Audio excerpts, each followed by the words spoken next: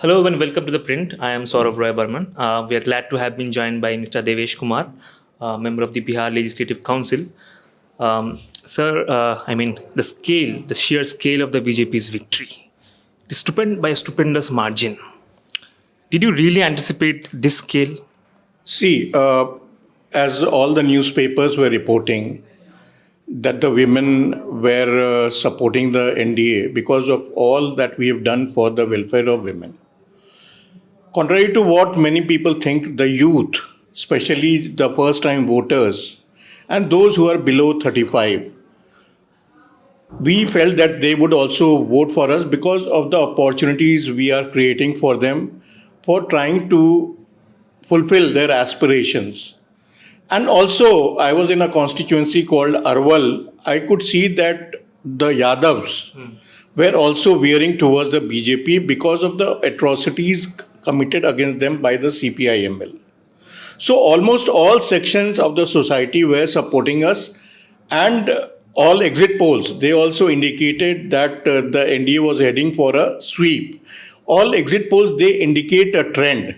And where will this trend end? Nobody can predict. So it ended in a massive landslide for the NDA, and which means it's a mandate for Prime Minister Narendra Modi ji and for the Chief Minister of Bihar, Nitish Kumar ji. So in many ways, you were saying this. The credit goes to Mr. Modi, and it's essentially Modi magic. I also spoke to the Minister of State for Home Affairs, Nityanand Rai. He also attributed this victory to Modi magic. Now, in a way, are you also trying to say that Nitish Kumar did not really have a role to play in this? I don't think that is correct. See, all the posters of the NDA, if you have noticed, and all the media campaign which was going on, had the Prime Minister and the Chief Minister on them. So we were always saying that they are brothers, Narendra Modi ji and Nitish Kumar ji. They are almost of the same, they are all in the same age bracket, and they worked in tandem. No one is going to undermine the role of Chief Minister Nitish Kumar because the policies which he undertook and the announcements he made on the eve of the election, they had a big role to play, and the BJP acknowledges his role. You said there's no question of undermining Nitish Kumar, and you also contested the election under his leadership. Yep. In a sense, there was no CM face. Unlike, say, the Mahagathbandhan, which had a clear CM face. Our Home Minister said very clearly, if you had seen one of his interviews, he said it very clearly that there was no space for anyone at the center or in the state, which meant that Nitish Kumar ji would continue to occupy the space. Now that you have emerged as the largest party in the state, ahead of the JDU, you think there will be rethink in the party on who will be at the helm of affairs for the next 5 years? Who is going to lead the government, the state? I'm not in a position to, and I'm not authorized to speak on that. As the Home Minister had rightly said, all the partners, leaders of all the partners will sit together and they'll decide that. But yes, it is a mandate in favor of the Prime Minister. It's a mandate in favor of the Chief Minister. And see, you would have to appreciate the fact that for the first time in Bihar, there was complete coordination among all the alliance partners at all levels, right from the booth level to the state level. Complete coordination. There was no discordant notes being struck. So I would say that it's a victory for Prime Minister Narendra Modi and Chief Minister Nitish Kumar. And the strategy which was devised by our Home Minister Amit Shah ji, which was executed to the T by our Chunav Prabhari Dharmendra Pradhan ji and the State Prabhari Vinod Tawde ji. It was said during in the run-up to the campaign, in the run-up to the elections, that Prashant Kishore and his party Jan Suraj could emerge as the third pole in the state's politics, but we didn't see that happening. So as you all reported, Vandita Mishra in the Indian Express plus other journalists, that he was proving to be a damp squib. And it now transpires that they were right. He has proved to be a dud. And rather than playing the role of a kingmaker, I think he's been written off completely. And in terms of vote percentage, he got less than 3%, which means that the people have completely negated and rejected his strategy or his game plan. So, there are noises being made from the opposition camp as we speak that BJP in a way really bought votes in Bihar by announcing schemes such as the rupees 10,000 handout for women right on the eve of the elections. See, all parties, including the Congress, you would agree, they and this trend was started by Arvind Kejriwal in Delhi. They announce what we can say are welfare schemes. Some would say these are populist measures, but you have to keep in mind the special situation of Bihar. Bihar is, in terms of GSDP, one of the fastest growing states, started from a very low base. So you have to give them special incentives, and the center and the state government have been doing precisely that. You're calling it a special incentive. We're not calling it a freebie interest. Keeping in mind the special situation of the state. It's a developing state, and it's a fast developing state. It needs an impetus, and this impetus was provided to us by the center and the state government, who took the right measures.